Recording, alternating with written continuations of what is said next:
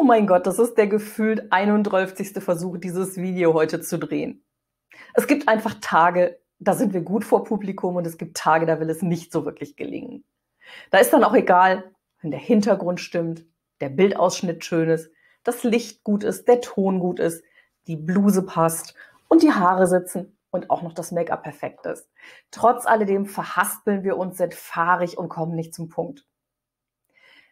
Ich finde, wichtig ist an der Stelle nicht aufzugeben. Ich bin übrigens Bettina Schöbitz. Ich bin die Frau mit dem Mikro, mit dem Marker und, seit es Corona gibt, auch noch mit dem Online-Business. Meine Mission ist es, Menschen wie dich vor Publikum zum Strahlen zu bringen. Egal ob offline, also bei einem Vortrag, einer Rede, einer Präsentation, oder online, im Webinar, im Online-Meeting, in deinem Workshop. Mir geht es darum, dass du richtig gut vor Publikum lieferst, aber so, dass du Spaß dabei hast und diesen Spaß auf dein Publikum überträgst. Denn in dem Moment haben die Leute Spaß daran, dir zuzuhören, weil sie deine Leidenschaft erleben, weil sie mitbekommen, wie du für dein Thema brennst.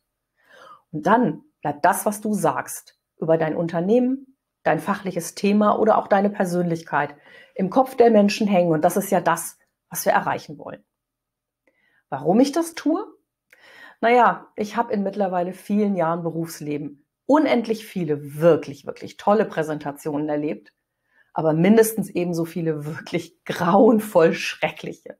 Und meine Mission ist es einfach anzutreten, dass wir diese schrecklichen Präsentationen aus der Welt schaffen. Braucht kein Mensch, sind für alle anstrengend, macht keinen Sinn. Ich möchte mit dir daran arbeiten, dass du vor Publikum, egal ob offline oder online, sympathisch rüberkommst, Spaß hast und wirklich deine Ziele erreichst.